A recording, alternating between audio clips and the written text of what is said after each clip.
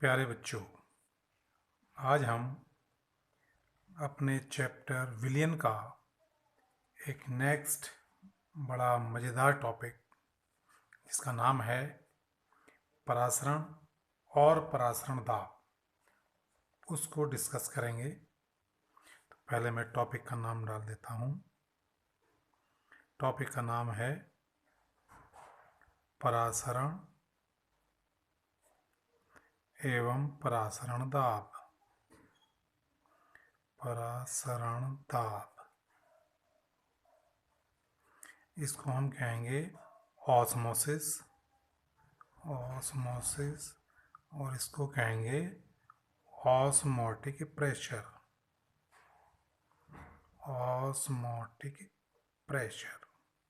तो आज हम ऑस्मोसिस और ऑस्मोटिक प्रेशर के बारे में डिस्कशन करेंगे, इसके बारे में पढ़ेंगे। बिल्कुल ध्यान से आज आप लोगों को ये टॉपिक समझना है। इम्पोर्टेंट और बड़ा ही इंटरेस्टेड टॉपिक है। इस परासरण की प्रक्रिया को समझने से पहले एक चीज़ पहले हम समझते हैं, विसरण। और विसरण को हम कहते हैं डिफ्यूज़न। विसरण या डिफ्यूजन, ये चीज़ आप लास्ट ईयर गैसीय नियम में पढ़ के आए हैं। याददाश्त ताज़ा करने के लिए मैं आपको याद दिला देता हूँ। विसरण का मतलब है, मान लीजिए हमने अपने कमरे के किसी एक कोने में फ्रेगरेंट की या किसी सेंट की कोई शीशी खोल कर रख दी। अब हम उस पूरे कमरे में कहीं भी उसकी स्मेल को, उसकी ऑर्डर को महसूस कर सकते हैं। तो ये जो ऑर्डर है, जो गंध है, ये पूरे कमरे में कैसे पहुंच जाती है? इसी प्रक्रिया का नाम विसरण है। इसी प्रोसेस को हम डिफ्यूज़न कहते हैं। होता क्या है, जो फ्रेगरेंट है या जो ऑर्डर वाले एटम्स हैं, मॉलिक्यूल्स हैं, वो एयर के मॉलिक्यूल्स के साथ मिक्सअप होकर एयर में पूरे कमरे के अंदर विसरित हो जाते हैं, डिफ्यूज़ हो जाते हैं, और इस क्रिया को हम विसरण कहते हैं। तो हमने विसरण को परिभाषित भी करा था, जब एक गैस के अणुओं का किसी दूसरी गैस के अणुओं के मध्य वितरण होना विसरण कहलाता है। ठीक इसी प्रकार जो हमारे सॉल्यूशन हैं, उनमें भी विलेय का, जो विलेय मतलब विलयन के मैंने बताए थे दो अवयव होते हैं, एक विलायक और एक विलेय, घुलने वाला। तो विलेय का अपने विलयन से शुद्ध विलायक के मध्य वितरित होना विसरण कहलाता है। मान लीजिए हमने एक बीकर लिया या कोई बर्तन ले लिया, बाल्टी ले ली, और उसमें क्या करा, नील या KMnO4 का थोड़ा सा विलयन तैयार कर लिया और इसको हमने पानी से भर दिया। अब हमने उसकी थोड़े से विलयन की 10-5 ड्रॉप यहाँ डाल दी। तो हम देखेंगे कि वो नील या KMnO4 का विलयन, उसका कलर धीरे धीरे नीचे की तरफ बढ़ता हुआ दिखाई देगा और कुछ समय बाद पूरे विलयन में समान रूप से फैल जाएगा और एक समांगी निकाय बना देगा। समांगी विलयन तैयार हो जाएगा। तो ये क्रिया ये कहलाती है विसरण। विसरण में विलेय के अणु, इस वाले विसरण में जब हमने पानी में KMnO4 या नील का विलयन घोला, तो विलेय के अणु तो ऊपर से नीचे की तरफ जा रहे थे और विलायक के अणु नीचे से ऊपर की तरफ। ये दोनों म्यूचुअली मोशन में थे, इधर से विलायक के और ऊपर की तरफ से विलेय के, कलर वाले विलेय के। तो वो नीचे की तरफ वो आते हुए दिखाई देंगे और कुछ समय बाद पूरे विलयन में फैल जाएंगे। ये क्रिया विसरण कहलाती है। अब हमारा टॉपिक है परासरण। परासरण में क्या होता है? परासरण में भी लगभग विसरण जैसी क्रिया है, लेकिन उसमें एक चीज हमें और समझनी पड़ेगी। परासरण में हमें जरूरत पड़ती है अर्धपारगम्य झिल्ली की, सेमी परमेबल मेम्ब्रेन या अर्धपारगम्य झिल्ली। एक ये नई चीज आपको दिखाई देगी अर्ध पारगम्य झिल्लियाँ। अब ये क्या चीज़ है, पहले तो हम इस चीज़ को समझेंगे और इससे भी पहले समझेंगे कि ये झिल्ली क्या है आखिर। तो भैया जो झिल्ली है ये किसी भी ठोस या लिक्विड द्रव की बिल्कुल महीन परत झिल्ली कहलाती है। चाहे तो सॉलिड मैटर हो या लिक्विड हो, उसकी बहुत पतली महीन परत जो है, लेयर, वो झिल्ली कहलाती है। अब ये 3 प्रकार की होती है। जैसे आप लोगों ने पॉलीथीन देखी है, पन्नी, ये पन्नी पॉलीथीन। तो अगर हम पॉलीथीन में मान लीजिए नमक या चीनी का किसी का भी विलयन इसके ऊपर डाल लें, तो आप बताइए पॉलीथीन के नीचे से विलयन आर पार होगा या केवल विलायक आर पार होगा या केवल विलय आर पार होगा या कोई भी आर पार नहीं होने का। तो आप में से अधिकतर का उत्तर होगा कि पॉलीथीन में से अगर हम विलयन को डालेंगे तो कुछ भी इसके आर पार नहीं निकलेगा। तो ऐसी मेम्ब्रेन या ऐसी झिल्ली जिसमें से विलयन का कोई भी अवयव या कोई भी भाग इसके पार नहीं जा सकता, उसे हम कहेंगे अपारगम्य या नॉन परमिएबल। नॉन परमिएबल या अपारगम्य झिल्ली, ऐसी झिल्ली अपारगम्य झिल्ली कहलाती है। ठीक है। अब दूसरी, मान लीजिए आप सबने देखी होगी चाय जिसे हम छानते हैं वो छलनी, ये वाली छलनी जो है चाय छानने की, ये आपने अपने घर में सभी ने देख रखी होगी। इस छलनी में जब हम चाय डालते हैं तो विलयन का कौन सा भाग निकल जाता है? चाय अर्थात पानी, दूध और चीनी, इसके ये मिलके एक विलयन बनाता है, समांगी विलयन। इसका कौन सा भाग निकल जाता है? क्या पानी पानी निकलता है या चीनी चीनी निकलती है या पूरा ही निकल जाता है? तो हम देखेंगे कि इसमें से पूरे का पूरा भाग निकल जाता है, केवल ठोस अवयव जो चाय पत्ती है वो छन जाती है, वो अलग चीज़ हो गई, वो विलयन का भाग नहीं है, तो वो छन जाती है। और बाकी पूरा का पूरा विलयन अर्थात दोनों अवयव, विलेय भी और विलायक भी, विलयन के दोनों अवयव इसमें से आर पार निकल जाते हैं। तो ऐसी प्रक्रिया जिसमें से विलयन के दोनों अवयव किसी झिल्ली में से आर पार निकल जाते हैं वो कहलाती है पारगम्य या परमेबल, परमेबल मेम्ब्रेन या पारगम्य झिल्ली। ऐसी को हम पारगम्य, जिसमें से कोई नहीं निकला था वो अपारगम्य, जिसमें से सब कुछ निकल गया वो पारगम्य। अब आपकी कुछ बुद्धि में बात आ गई होगी कि जिसमें से कुछ भी नहीं निकला वो अपारगम्य, जिसमें से सब कुछ निकल गया वो पारगम्य। तो अगर किसी ऐसी झिल्ली का हम आविष्कार कर लें, ऐसी झिल्ली खोज लें जिसमें से केवल एक अवयव आर पार निकले विलयन का, केवल एक अवयव, कौन सा? विलायक, तो उसे हम कहेंगे अर्धपारगम्य या सेमी परमेबल। ठीक है। तो सेमी परमेबल का मतलब, अर्धपारगम्य झिल्ली का मतलब क्या हुआ? जिसमें से केवल विलायक, विलायक के अणु तो आर पार हो जाते हैं, निकल जाते हैं, लेकिन विलेय के अणु नहीं निकलते। विलायक के तो निकलते हैं लेकिन विलेय के अणु इसमें से, विलयन में से नहीं निकल पाते। ऐसी झिल्ली क्या कहलाती हैं? अर्धपारगम्य झिल्ली। और इसका उदाहरण क्या है?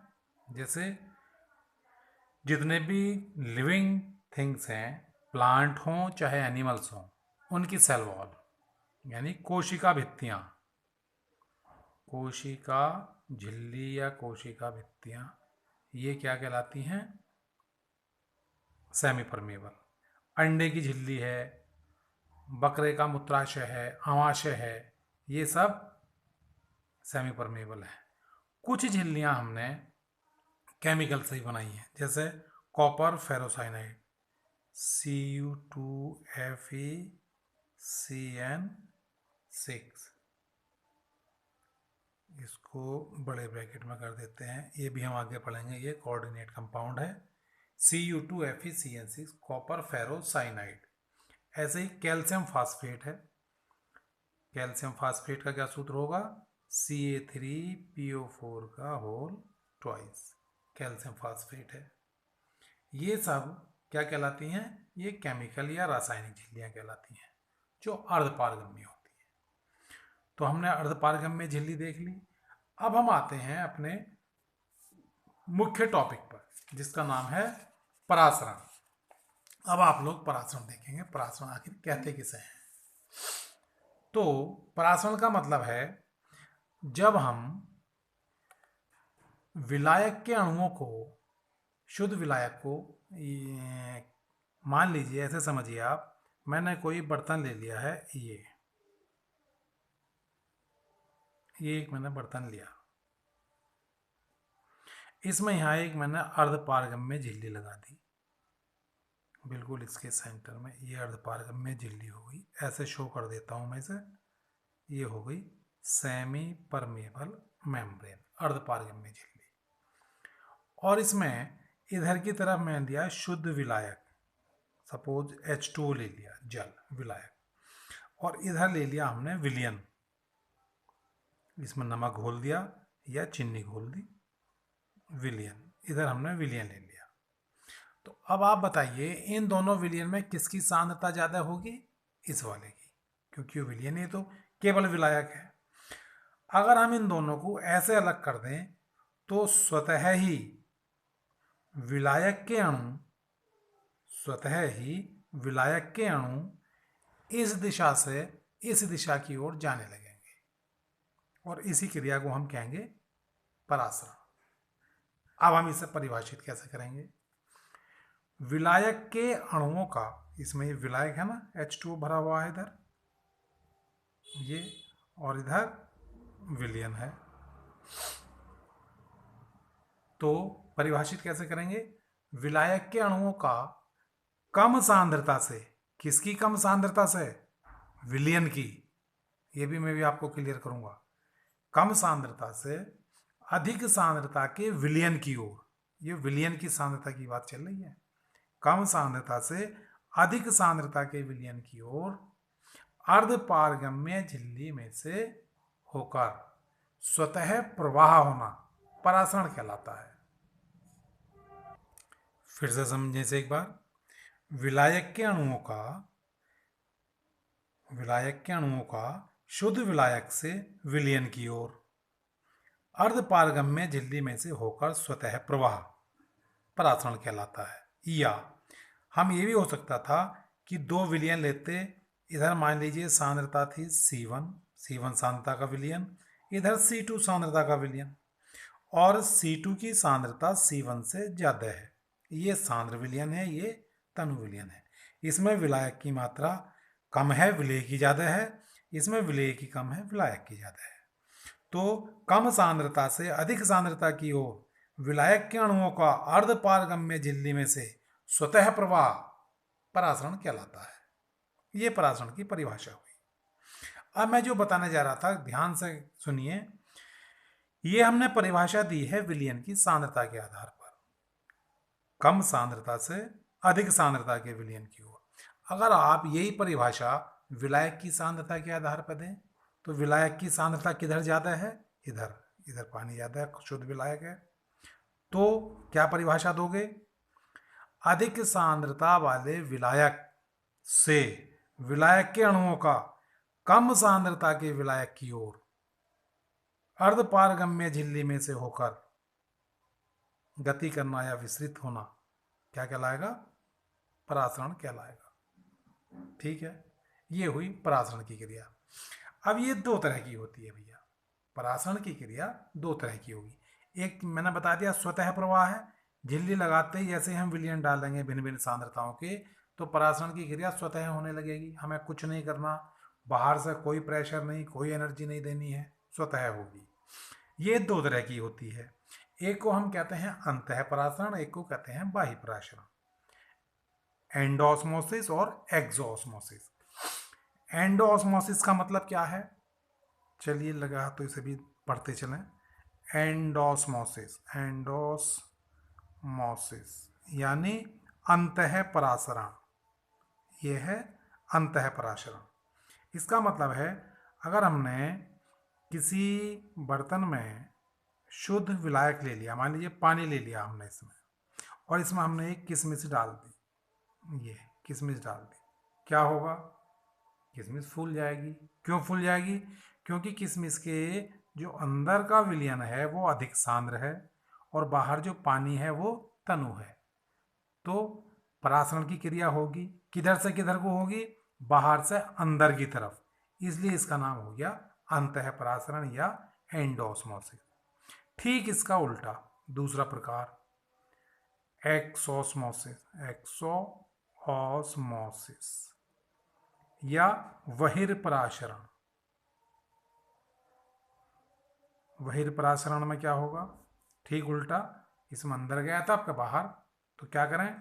मान लीजिए हमने फूली हुई किशमिश को बर्तन में रख दिया, और उस कैसे बर्तन में रखा? जिसमें एक विलयन था बहुत सांद्र, नमक का घोल, उसमें रख दिया। तो अब बाहर वाला विलयन अंदर वाले विलयन से ज़्यादा सांद्र हो गया, तो विलायक के अणु किशमिश के अंदर से, फूली हुई किशमिश के अंदर से बाहर आ जाएंगे और ये पिचक जाएगी। इसे हम कहेंगे बहिर्परासरण। क्यों? क्योंकि अब परासरण की क्रिया अंदर से बाहर की तरफ हो रही है। अब आप लोग कह सकते हैं कि अभी तो आपने सर बताया था कि इसमें अर्धपारगम्य झिल्ली की जरूरत होती है, फिर किशमिश में को तो हमने सीधे डाल दिया, इसमें हमने कोई अर्धपारगम्य झिल्ली नहीं लगाई, तो ये कैसे परासरण की क्रिया हो गई? तो भैया मैंने अभी बताया था कि जितनी भी लिविंग सेल्स हैं, जीवित कोशिकाएं, पेड़ पौधों की या जंतुओं की, उनकी सेल वॉल या सेल मेम्ब्रेन भी अर्धपारगम्य होती है। तो कोशिका, इसकी जो किशमिश की जो आउटर मोस्ट लेयर है, कोशिका झिल्ली है, वो स्वयं ही अर्धपारगम्य झिल्ली का काम करेगी। तो ये हो गया हमारा अंतःपरासरण और बहिर्परासरण।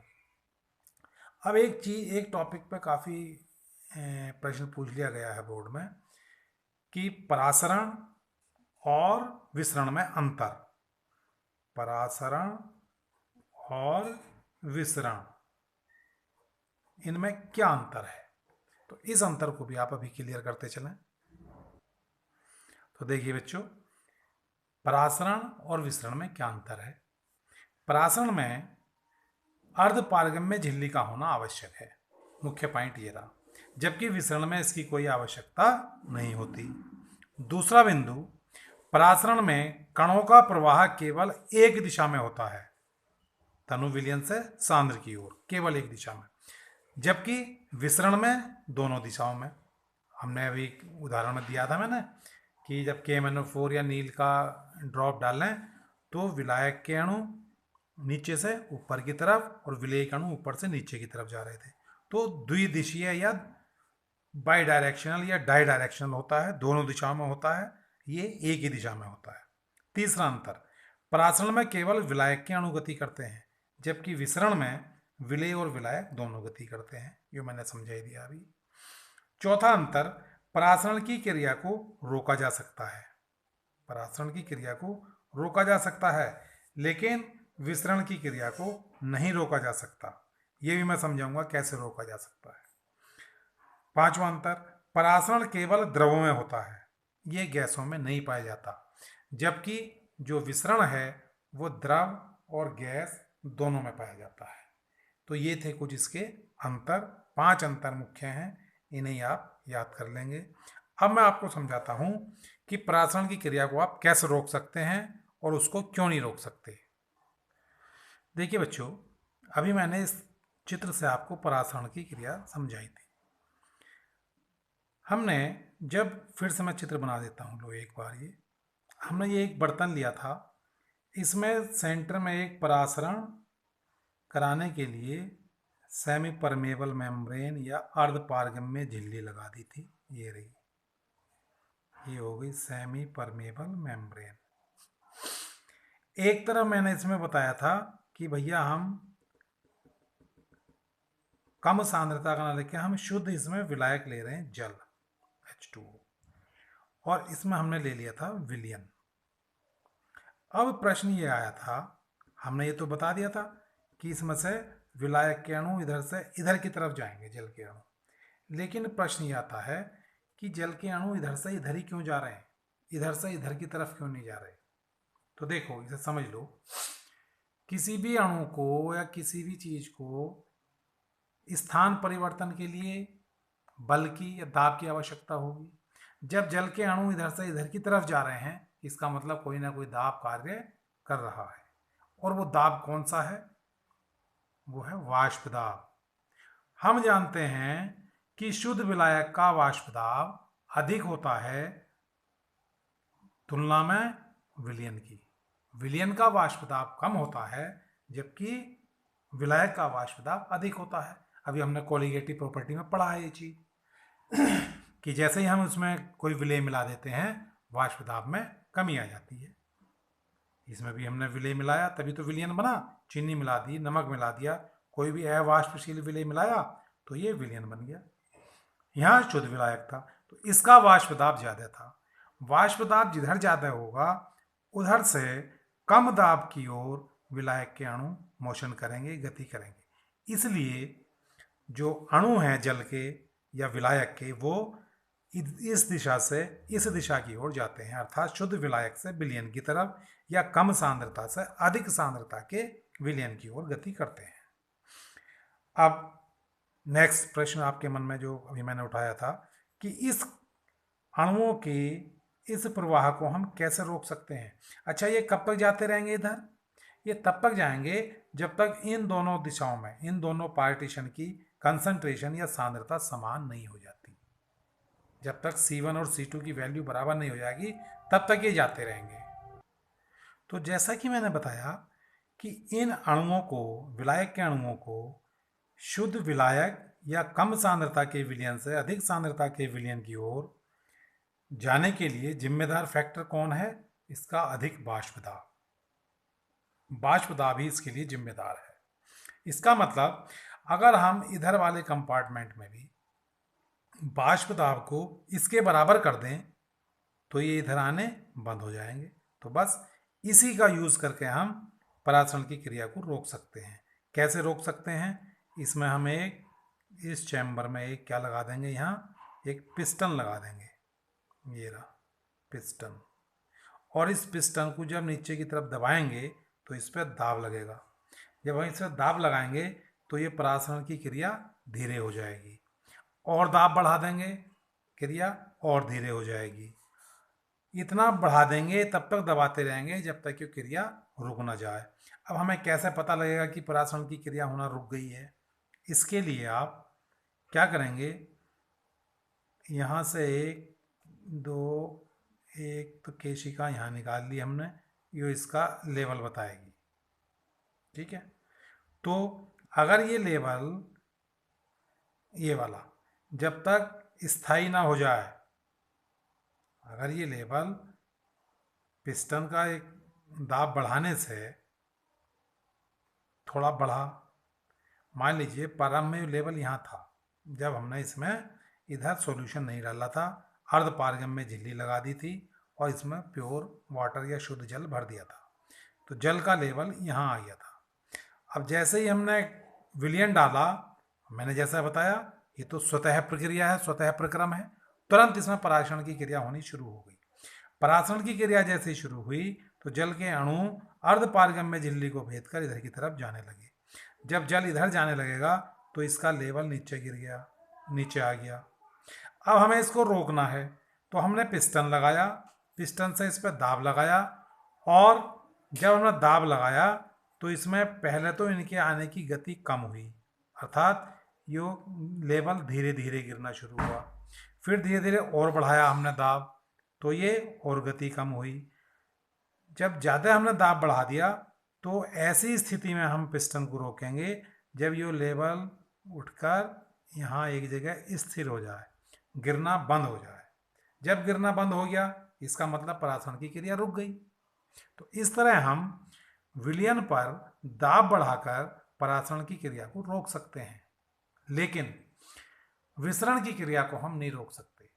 आपने अगर सैंड की शीशी कमरे के कोने में खोल दी है तो अब जितनी उसमें से वेपर निकल गई हैं, जितनी खुशबू या ऑर्डर उसमें से निकल गई है, उसको आप किसी भी विधि से वापस सैंड की शीशी में नहीं ला सकते। अब तो वो एयर में मिक्स हो गई और तब तक उसकी खुशबू या सुगंध आती रहेगी जब तक वो उसमें मिक्स रहेगी। हाँ, आजकल एक और चीज़ का यूज़ हम कर सकते हैं। एक आता है डिओड्रेंट। डिओड्रेंट का मतलब डी ऑर्डेंट। ऑर्डेंट मतलब सुगंध, और डी का मतलब उसको हटाने वाला, डीएक्टिवेट करने वाला। तो अगर हम डिओड्रेंट का स्प्रे कर दें तो उस सुगंध को दबाया जा सकता है, लेकिन ख़त्म नहीं किया जा सकता।